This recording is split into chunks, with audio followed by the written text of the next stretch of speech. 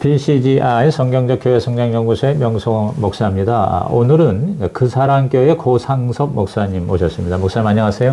안녕하세요. 네, 반갑습니다. 반갑습니다. 우리 목사님이 이제 그 팀 켈러를 읽는 중입니다라는 책의 공저자이세요. 네네. 그래서 이제 오늘 그 저자와의 인터뷰 삼아서 이제 모셨는데요. 지금 이 팀 켈러를 읽는 중입니다라는 책에 보면 저자 소개에 이렇게 나와 있습니다. 고상섭 목사, 그 사랑교회 담임, 영남신학대학교와 합동신학대학원을 졸업하고 현재 그 사랑교회를 개척해 섬기고 있다. CTC 코리아 강사로 활동하고 있는 그는 주변으로부터 팀 켈러 연구가로 불린 만큼 팀 켈러와 그의 사역에 흠뻑 빠져 있다. 그 이유는 포스트 모던 시대에 어떻게 하면 효과적으로 복음을 전할 수 있을까에 대한 고민을 팀 켈러의 저서들을 통해 해결할 수 있었기 때문이다.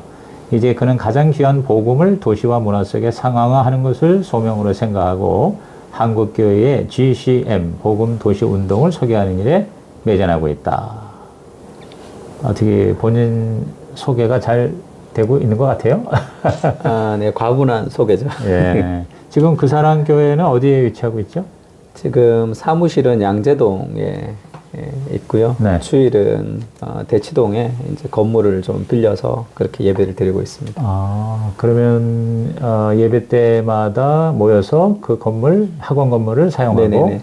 네, 다른 사역들은 네, 주중에는 소그룹은 이제 사무실에서 양재 사무실에서 네. 소그룹 네. 하고 있습니다. 그럼 이 교회를 언제 어떻게 개척을 하셨어요? 교회를 개척한 거는요. 네. 좀 한 9년 정도 된 것 같습니다. 네.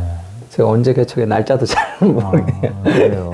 연도 감각이 잘 없어서. 예. 네. 그 뭐 어떻게 예수님 믿은 거는 뭐 모태신앙이었습니까? 중학교 때. 중학교 때. 예, 중학교 때. 그러고 나서 제가, 주의종이 되고자 하는 그 어떤 목회의 부름은요? 네, 제가 그 교회를 쭉 다니긴 했는데 네. 좀 예수님을 잘 모르다가 내비게이터 선교회를 다니는 교회 선생님을 만나가지고요. 복음의 감격을 누리고 전도 언제 고등학교 때? 그게 이제 고3 말쯤 때? 네, 고3 말쯤 돼서 내비게이터 출신이시네. 제가 들어가지는 않았지만 네. 그 이제 교회 선생님이 내비게이터 출신이시라 굉장히 제자 훈련 그다음에 이제 전도 브릿지 전도 하러 다니고 그렇게 이제 시간을 많이 보냈는데 너무 훈련이 강력해가지고요. 네. 이게 맞나 이런 생각들이 있었습니다. 상처받는 사람이 굉장히 많았고 네.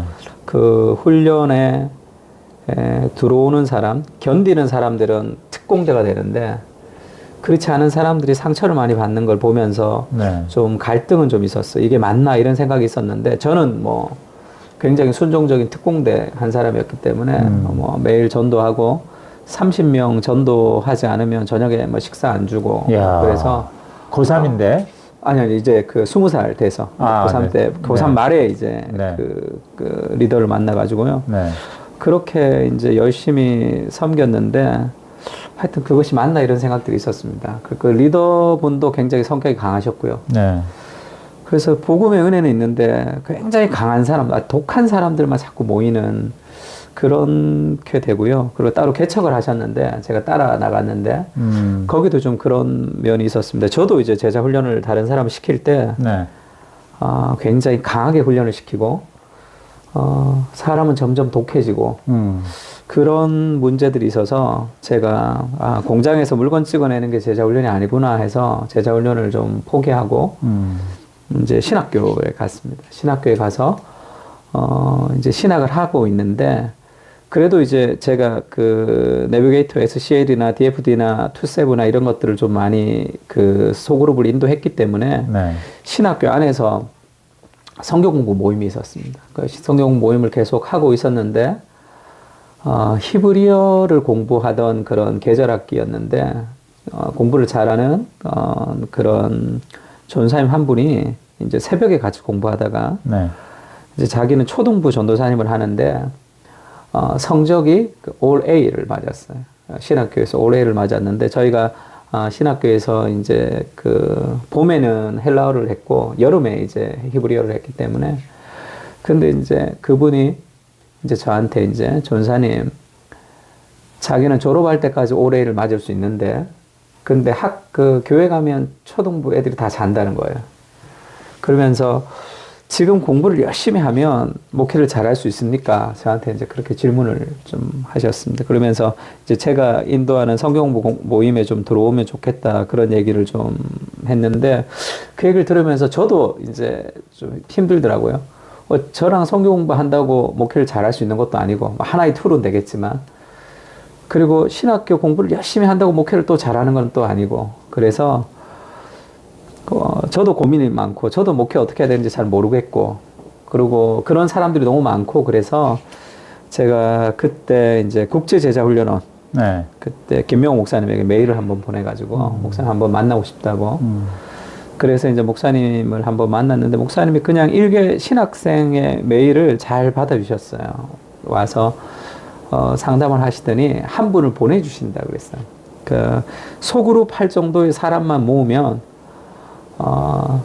국제제자훈련에서 목사님 한 분 파견해서 그렇게 좀 훈련을 하겠다 해서 그 신학교에 제자훈련 동아리라고 한번 만들었습니다. 네. 만들어서 제자훈련을 배웠고요. 그렇게 배우면서 제가 배웠던 제자훈련이 선교단체식 제자훈련이 이게 조금 이렇게 성경적인 부분에서 좀 문제가 있구나 이런 것도 좀 깨달았고요. 또 오카노 목사님 평신도를 깨운다라 또 교회 안에서 제자훈련 어떻게 전목했는지에 대해서 제가 배우면서 이게 목회 철학이구나. 네, 제자훈련이 네. 정말 교회론이고 목회 철학이구나라는 걸 좀 깨닫고 네.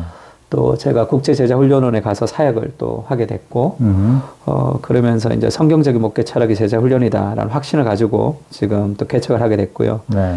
근데 이제 저는 이제 3, 40대가 좀 그 교회의 주를 이루는데, 21세기에 요즘 시대에는 어떻게 제자훈련이라는 정신은 맞지만 어떻게 탈바꿈해야 되는지에 대해서 제가 고민하고 하던 시점에 네. 그때 이제 팀 켈러를 좀 만나게 됐습니다. 그럼 이제 9년 전에 사랑에게 부목사로 있다가 네네. 이 거사랑교회를 개척을 하셨나 봐요. 네네. 그러면 그때는 이제 목회의 모든 근간이 바로 그 사랑의 교회의 제자 훈련. 네네. 그게 교회론과 목회 철학이었고. 네네. 이제 그걸로 이제 교회 개척을 해서 영혼구원과 제자를 세우는 일에 진력을 하시다가 네네. 팀 켈러를 만난 게 언제쯤입니까? 그 개척을 하기 전에도 네. 그 저희 교회에 그 미국에서 오신 그 영어 그 사역을 하시는 분이 계셨는데 그분이 이제 저한테 팀 켈러 목사님이랑 네. 마크 드리스콜 목사님을 그때 소개해 주셔서 네. 두 분을 굉장히 좋아했습니다. 굉장히 좋아해서 네. 좀 관심이 있었는데 제가 개척을 하기 전에 이제 그 뉴욕에서 몇 달 있었던 적이 있었는데요. 네. 저희 처형이 뉴욕에 사셔서 그때 거기서 이제 뉴욕에 왔으니까 그 여러 교회들을 좀 탐방을 하고 싶었는데 그때 팀 켈러 목사님 교회를 한번 간 적이 있습니다. 딱 한 번 간 적이 있는데 네. 그때 그냥 위치를 대충 어디쯤에 있다. 내 교회가 네 개가 있었는데 어디쯤에 있다 해서 그게 아마 2009년 겨울인지 2010년 정도 되는 것 같은데 그래서 대충 알고 갔는데 지하철에서 내리니까 젊은 사람들이 많이 가더라고요. 그냥 따라서 아하. 갔더니 캠퍼스에 대학 캠퍼스 어느 강의실 네. 아주 허름한 강의실인데 네. 사람들이 좀 많이 모여 있는 강의실에서 예배를 드렸는데 제가 그 전에 어디를 갔냐면 브루클린 터버너클 처치를 다녀왔습니다. 그때가 짐 샴발라 목사님이 목회를 하시던 네. 그러니까 브루클린이 흑인들이 많은 흑인 교회였는데 뭐 찬송가가 나오면 다 일어서더라고요. 일어서서 막 네. 춤추고 막 굉장히 열정적인 그런 예배를 드리고 그 다음에 이제 팀 켈러 목사님 교회를 갔는데 네. 제가 충격받았던 것은 젊은 사람들이 굉장히 많았어요. 특히 이제 그 유색인종 젊은 사람들도 거기 굉장히 많고 한국 사람처럼 보이는 사람들도 굉장히 많았고요. 아시안들도. 그러니까 젊은 사람들이 굉장히 많이 있는 그 모임이었는데 주보를 보니까 클래식 예배가 있고 그 다음에 또 재즈 예배가 있고 이런 것 같은데 저는 클래식 예배를 갔습니다. 네. 또 뭐 신디사이드도 없고요. 그냥 영창 피아노 같은 그런 까만색 피아노 한 대에 찬송가를 두 곡 부르더라고요. 우리가 잘 아는 찬송가 두 곡에 팀 켈러 목사님의 설교, 성찬 그리고 끝나더라고요. 근데 그 설교를 듣는 사람들, 이제 그 제가 영어를 잘 못 들어서 설교 듣는 사람들 더 열심히 봤는데 푹 빠져서 그렇게 설교를 듣는 거 보고 제가 그 나오면서 그런 생각들을 좀 했습니다. 야, 이 지금 오늘 같은 시대에 뉴욕의 한복판에 저렇게 젊은이들을 모아놓고도 하나님의 말씀만으로도 이게 가능한가? 네. 그런 충격.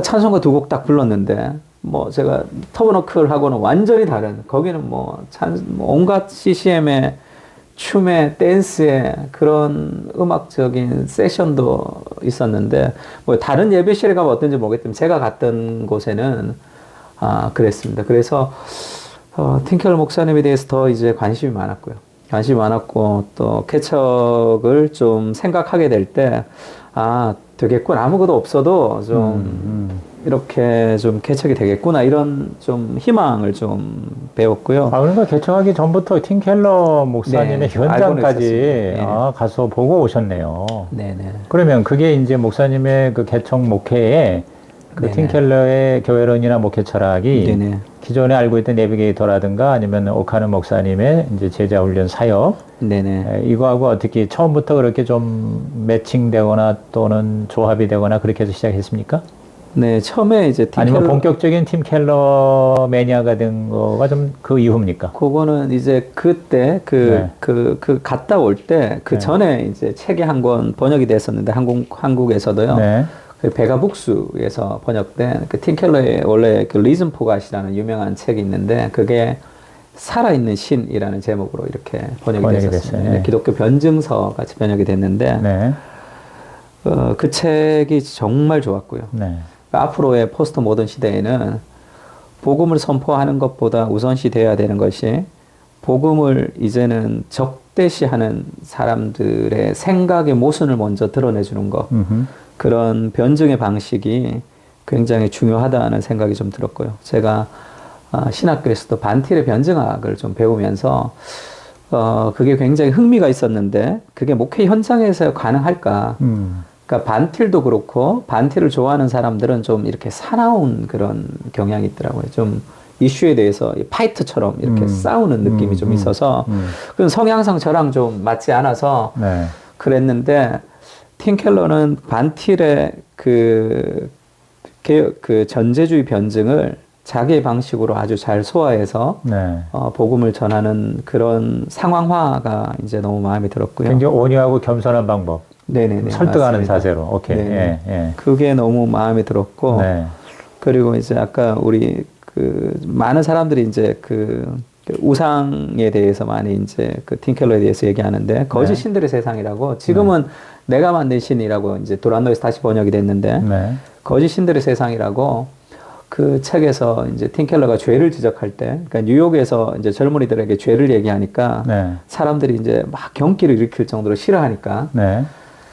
그러면 이제 일반 목회자 같았으면 죄에 대해서 설교하면 사람들이 싫어하는구나. 그래서 더 그 사람들을 질책했을 텐데 틴켈러는 방식을 좀 바꿨거든요. 그래서 데이비드 폴리슨이라는 상담 그 웨스트민스터 교수님이 계셨는데 그분의 그 논문을 통해서 죄라는 것은 단순한 어떤 행위가 아니라 하나님보다 더 사랑하는 모든 것이 죄다. 그것이 우상숭배다라는 개념을 가지고 이제 틴켈러가 발전시킨 게 이제 거짓 신들의 세상인데 저는 그 책 보면서 굉장히 이렇게 내 안에 있는 우상을 좀 많이 발견했고요.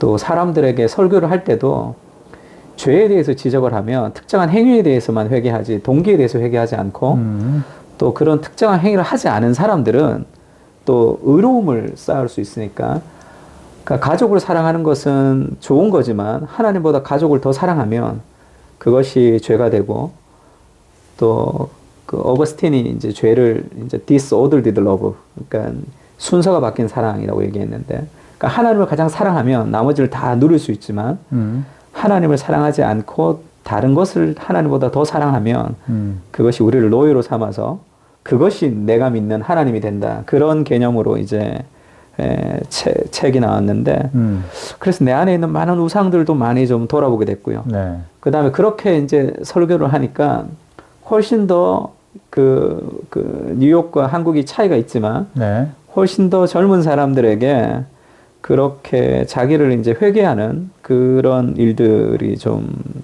있었습니다. 그래서 네, 네.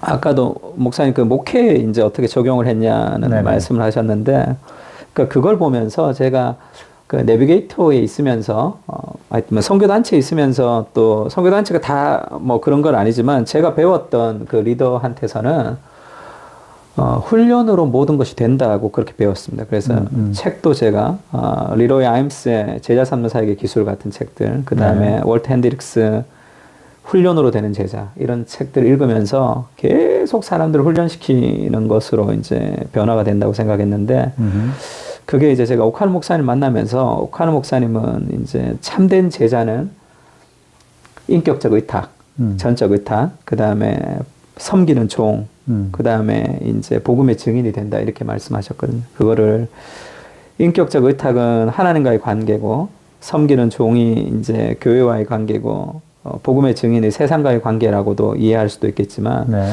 저는 그게 동심원 같다, 이런 생각이 좀 있었습니다. 가장 깊은 곳에 네.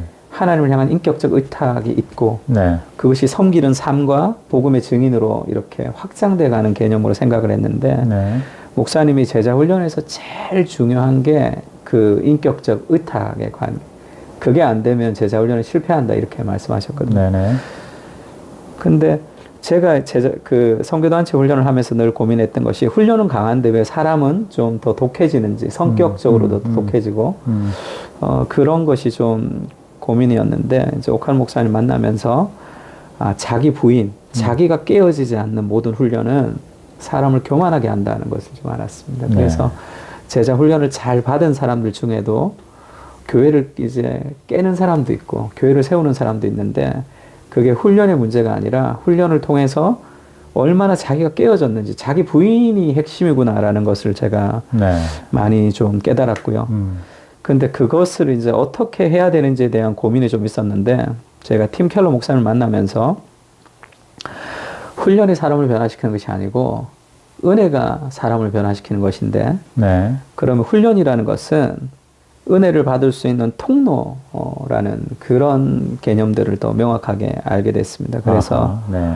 훈련이 없으면 변화가 없지만 훈련으로 변화되는 것이 아니라 은혜로 변화되는 것이라, 그래서 팀 켈러 목사님이 강조하던 왜 종교와 복음의 차이라고 할 때, 종교는 내가 행동을 통해서 하나님으로부터 뭔가를 얻으려고 하는, 그러니까 그런 마음이 좀 있었던 것 같아요. 훈련하면서도. 네. 그래서 그 탕부 하나님에서도 첫째 아들이 내가 아버지의 말씀을 다 명을 어긴 적이 없는데 왜 나에게는 이런 걸 안 해줍니까? 라고 얘기했을 때, 그러면 그 사람이 하나님의 말씀에 순종한 이유는 어떤 축복을 받기 위한 도구, 공로가 되는 거니까.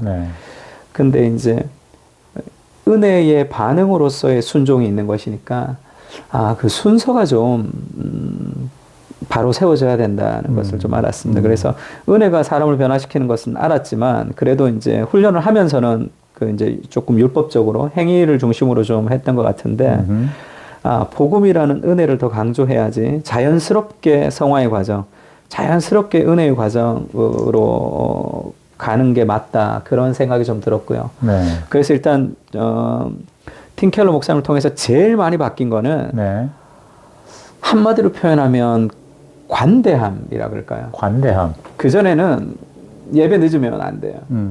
예배 늦으면 저는 이 주보를 옐로 카드로 주고 싶었어요. 늦은 사람은 노란색, 뭐 3번 늦으면 뭐 빨간색, 한 주 못 오게 한다든지. 실제로 그랬어요? 아니, 그렇게 해보지 못했습니다. 근데 그런 마음들. 그런 마음이 있었다. 예, 오케이. 그렇게 좀 그랬는데, 모르겠어요. 좀 관대함이 좀 바뀐 것 같아요. 그래서 이제 그 교인들이 그러더라고요. 목사님 좀 이렇게, 강하지, 않아졌다. 뭐 훈련할 때도 이제 뭐, 훈련도, 그렇게 해서 예전에 제자 훈련 하자 그러면 다 좀 힘들어 했어요. 들어오는 걸 이제 꺼려 했는데, 뭐, 아프지도 말고 죽지도 말자 막 외치고. 그러지, 맞아요. 막 그랬는데, 그런 정신은 필요하다고 생각하는데, 실행하는 방식에 있어서 너무 제가 율법적으로 실행했던 것 같고요. 그래서 이제 3월에 이제 제자 훈련 하는데, 우리가 또 제자 훈련 또 모집했는데, 생각보다 많이 이렇게 제자 훈련을 하려고 그러더라고요. 그래서 그것도 좀 달라진 것 같고요. 또 제가 좀 관대해지니까 교회 소그룹 자체가 조금 관대해진 것 같아요. 그게 어떤 의미에서는 좀 나쁘게 얘기하면 너무 느슨해진 것 같기도 한데 저는 그게 느슨하기보다 사람은 사랑으로 변화되는 것이니까 그렇게 자발적인 그런 헌신 외에 다른 헌신은 다 좀 잘못된 거 아닌가 이렇게 생각돼서 그래서 조금 뭐 분위기가 느슨해진 분위기도 있지만 하여튼 좀 관대한 분위기, 복음으로 사람을 좀 용납하는 분위기가 저도 그렇고 저희 소그룹 안에서도 그런 분위기들이 좀 있고 그래서 좀 그렇게 돼야지 새로운 사람들에게 더 열린 그런 이렇게 분위기가 되지 않나 그렇게 생각이 들고 그건 이제 이 팀 켈러의 내가 책을 보면서 그 복음의 결과 이전에 복음의 선포가 우선 돼야 된다는 거. 이제 관대함이라든가 또 훈련이 아닌 율법적 훈련이 아닌 전적인 하나님의 사랑으로 인한 은혜로 말미암아 사람이 바뀌고 변화된다.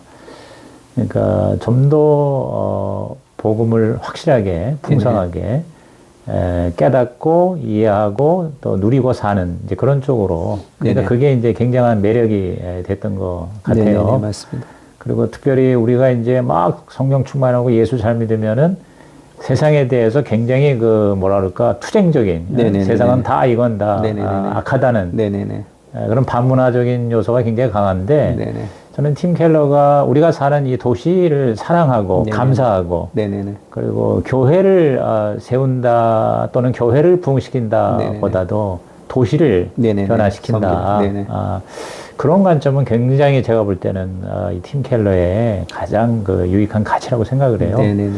시간이 많으면 참 풍성하게 더 얘기를 나누고 싶은데 지금 목사님이 이제 이 팀 켈러를 읽는 중입니다라는 책에 7개 챕터 중에 3챕터를 쓰셨어요. 그러니까 공저자 3명 중에 가장 그 챕터를 많이 지금 이제 저술을 하셨는데 이제 변증하고 그 다음에 5장의 생태, 복음의 생태계, 그 다음에 이제 마지막 7장의 일과 영성이에요.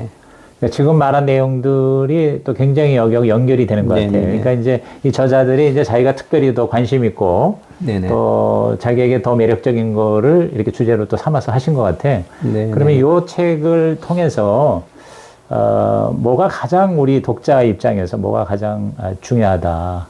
이 책을 읽을 때 우리가 팀 켈러를 통해서 어떤 걸 얻는 게 굉장히 중요하다는 거를 한번 좀 정리를 해줬으면 좋겠어요.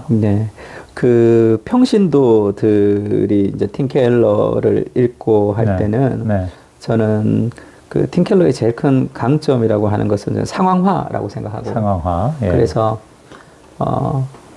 그 왜 교회의 목적을 얘기할 때도 팀 켈러는 그 하나님과 연결해서 예배와 전도를 얘기하고요. 그 다음에 사랑과 연결해서 이 공동체와 제자도, 그 다음에 세상과의 연결을 두 가지로 나누는데 하나는 도시와 연결해서 정의와 자비사역, 이제 그 우리가 이제 흔히 얘기하는 그 세상과의 사역을 얘기하고 또 한 가지가 문화와의 연결로 직업과 신앙의 통합을 얘기하거든요. 근데 직업과 신앙의 통합이라는 것을 저는 이제 어떻게 생각을 했었냐면 목회자가 성경을 선포하면 우리가 뭐 각자 직업이 있는 사람들이 알아서 적용을 하고 그렇게 살아야 된다고 생각했는데 팀 켈러는 그런 정확한 성경적인 원리들을 목회자가 그것을 고민하고 선포해야 된다고 이제 얘기를 해서 특히 일과 영성 같은 책도 이제 그렇게 같이 이제 연결해서 만들었는데 그러니까 문화에 대한 이해가 조금 더 팀 켈러를 통해서 좀 넓어지면 좋겠다.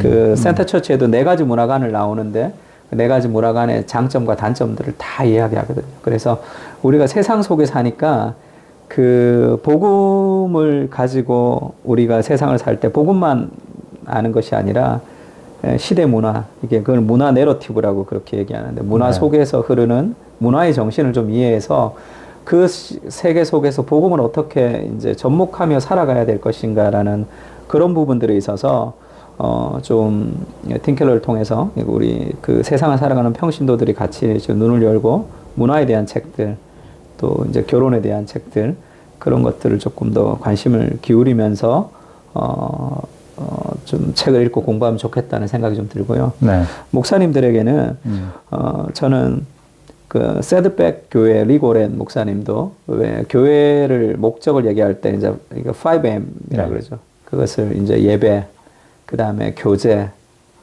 훈련, 사역, 사명 이 5개를 그거를 이제 그 대사명과 그 대사명과 위대한 계명을 통해서 그것을 가지고 올 때 이제 가서 모든 족속으로 제자를 삼으라 할 때 그 5가지를 주로 얘기를 많이 하는데 네. 저는 오카노 목사님을 통해서 그 5가지가 이제 리 고렌이나 빌 하이월스는 그 하나씩 1대1로 그 5가지가 교회에 꼭 필요한데 그거를 1대1 중요성을 똑같이 두기 때문에 소그룹 할 때도 그 중요성을 5가지를 다 두고 근데 저는 오카노 목사님이 거기서 이제 나머지는 다 헬라어 2인칭 분사형으로 되어 있고 가서 모든 족속으로 제자를 삼는 것이 그게 이제 동사로 되어 있어서 네. 제자를 삼는 방법으로서의 그 툴. 그래서 그게 1대1이라고 보지 않고 제자 삼는 사역, 한 영혼을 제자 삼는 사역 안에 해야 되는 일들로 그렇게 이제 보시는 관점들을 제가 이렇게 굉장히 크게 느꼈고요. 네. 근데 팀 켈러는 그것을 복음으로 연결시키는 강점이 저는 굉장히 탁월하다고 생각하는데, 그러니까 팀 켈러가 이제 그 하나님과의 관계를 통해서 예배와 전도를 만들고, 사람과의 관계를 통해서 또 공동체와 제자들을 만들고, 세상과의 관계를 통해서 자비와 정의사역, 그 다음에 직업과 신앙의 통합을 그냥 이 5가지로 두지 않고 그 가운데 이제 복음을 둬서 어떻게 복음이 그 직장과 신앙의 통합으로 연결되는지에 대한 신학적인 베이스, 그 다음에 그 신학적인 베이스를 가진 프로그램, 그렇게 이제 교회를 운영하기 때문에 단순히 복음을 설교로 선포한다고 사람들이 복음으로 살아간다고 생각하지는 않고요. 복음으로 선포하고 복음으로 살도록 교회가 시스템까지 복음으로 만들어줘야지 되는데 그게 팀 켈러의 제일 큰 강점이라고 생각하고요. 네. 그래서 복음과 센터 처치에도 도시와 운동까지 그것을 한 교회가 아니라 지역의 연합까지 확대시키는데 그래서 지금 그 한국 교회가 팀 켈러에 대해서 이제 많이 이제 좋아하고 하는 것은 굉장히 좋지만 저는 이제 제 개인적인 생각은 그래도 여전히 복음과 복음 설교에 머물러 있는 거 아닌가. 근데 그거는 끝이 없는 사역이기도 하지만 그 복음을 이제 선포하는 것으로 끝나지 말고 어떻게 사람들이 복음으로 세상을 살아갈 수 있을지에 대해서 교회 시스템 자체를 복음으로 철학으로 연결을 다 시키고 그 다음에 그 프로그램 자체까지도 그렇게 복음의 시작으로 만들어줄 수 있어야지 복음적 사역이 되지 않나 그렇게 생각해서 저도 지금 개인적으로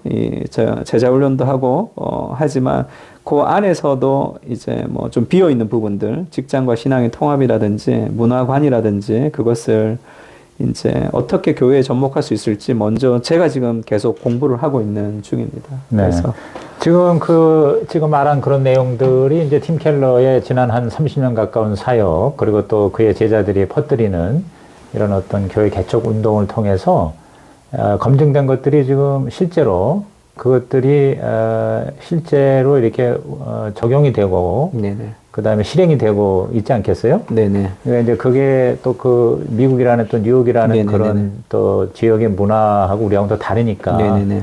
네, 거기에 대해서 이제 우리가 또 다시 이거를 좀 더 우리에게 맞게끔 네네. 그 이제 유명한 상황화를 또 해야 되겠죠. 네네네. 아무쪼록 우리 목사님의 그 사람 교회라고 그랬죠. 네네. 예, 그 교회를 통해서 이제 그런 어떤 작은 씨앗들이 많이 심어졌으면 좋겠고요. 네네. 좋은 샘플이 되고 모델이 됐으면 좋겠습니다. 네. 예, 감사합니다. 오늘 너무 좋은 말씀 감사합니다. 네. 예, 감사합니다. 고맙습니다.